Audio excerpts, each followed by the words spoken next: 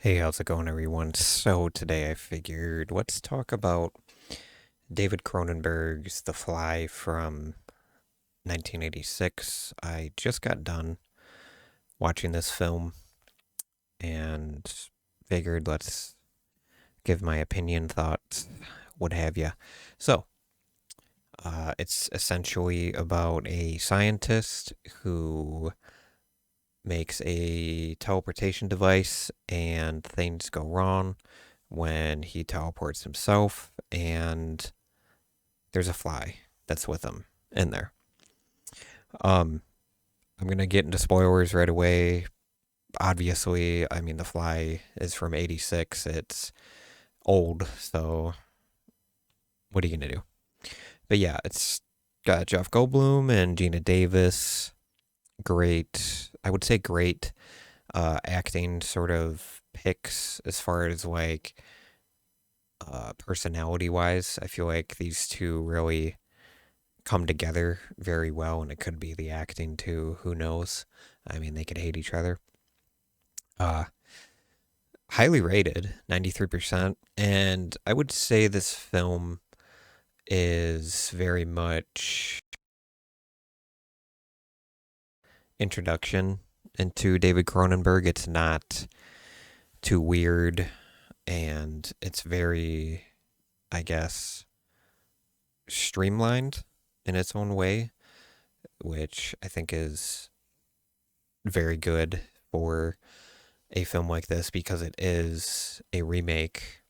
Let me see, from 58. Yeah, so this is the original from 58, and it's got 95% on Rotten Tomatoes, and the remake is a 93.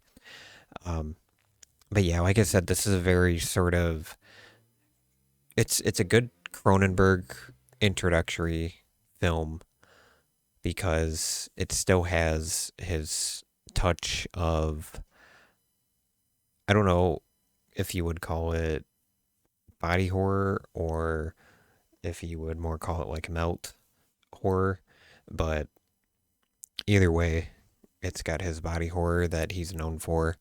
And it's, let me take a look at the cast here, see if I recognize anyone. I didn't even notice the man himself in the movie. I always forget. He likes to do cameos in his films. But yeah, Gina Davis, great. Jeff Goldblum, fantastic.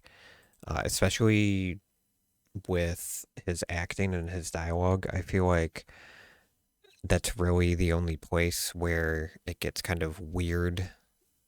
And I'm putting that in quotations because it's pretty light on weirdness as far as what David Cronenberg is known for. But yeah, his dialogue is really the only sort of weird thing in the movie. And it's only like a few, like maybe a couple scenes where it's kind of like, what are you talking about?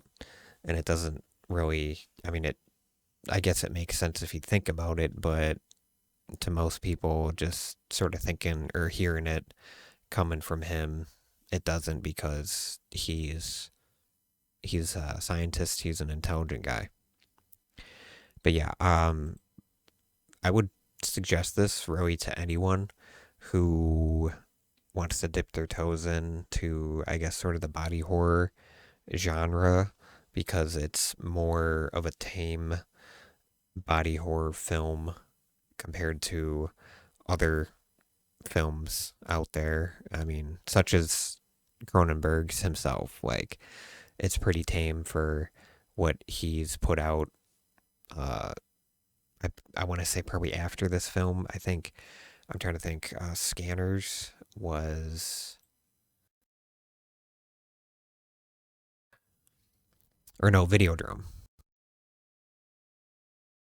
81.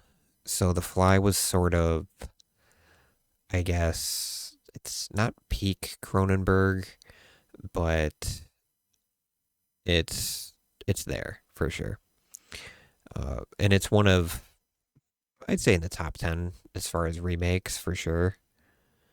Um, and what was the original Fly was in 58, 68, so about 18 years later.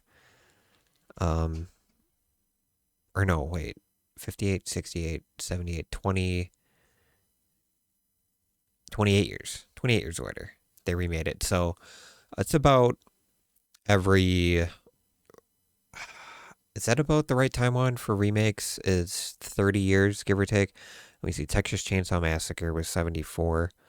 And then, okay, yeah. And then the remake came out in 2003. So just shy of 30 years, I believe, if my math is mathing correctly. But yeah, anyways, The Fly, if you haven't seen it, go out and watch it. What did I watch it on? Peacock? Yeah, it's on Peacock as of recording this October 9th, 2024.